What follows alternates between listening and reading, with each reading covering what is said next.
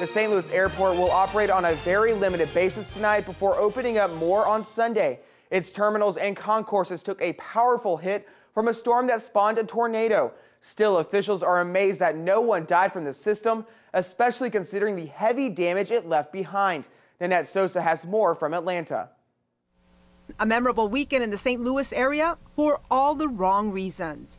This is the damage left behind from a powerful storm system that spawned a tornado Friday evening. St. Louis Mayor Francis Slay was stunned. We'll comment on it that this was the most powerful tornado to hit St. Louis since 1967. The twister blasted the Lambert St. Louis International Airport, damaging planes and rattling passenger nerves in the terminals. This remarkable video posted online shows the winds swooshing by the windows and then panic. Crews worked through the night in an effort to restore power and get the airport open again. When I was here last night and took a tour of the airport, I was stunned by the condition that it was in, the damage that the airport sustained. One bit of good news, there have been no deaths or life-threatening injuries. That was not only because we had a 34-minute lead time from the National Weather Service, but because our media partners carried that warning immediately to the public. The National Weather Service says the twister that came from the system may have been at least an EF4, packing winds of up to 200 miles per hour. I'm Nanette Sosa reporting from Atlanta.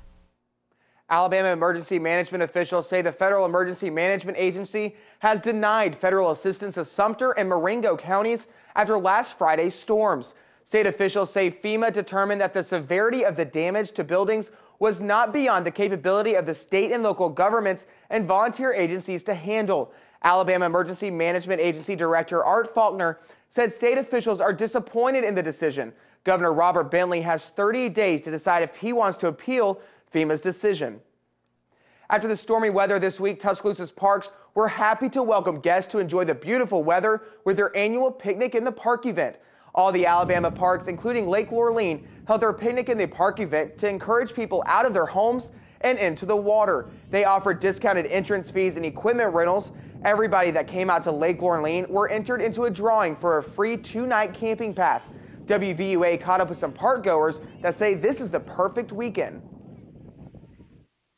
It's a family weekend, you know, and I could see families coming out here together for togetherness stuff. If anything, I think more people might bring them together. Come out. Yeah. It's probably a good weekend to have it. Tuscaloosa's Park and Recreation Association has several parks located all over Tuscaloosa County that offer boating, camping, hiking, and swimming. For more information, visit their website at www.tcpara.org. The Alabama legislature is planning on taking a 2-week break in mid-May in order for the Reapportionment Committee to hold public hearings around the state. The hearings will focus on hearing how the legislature should redraw Alabama's congressional and school board districts in order to reflect population changes from the new census. Legislators say the schedule would save the cost of having a special session later in the year to design the new districts for the 2012 elections. The legislature plans to redesign its own districts later because they won't be needed until the 2014 election. You might remember Antoine Dodson from the video that went viral trying to find a rapist, but now he's having some police trouble himself.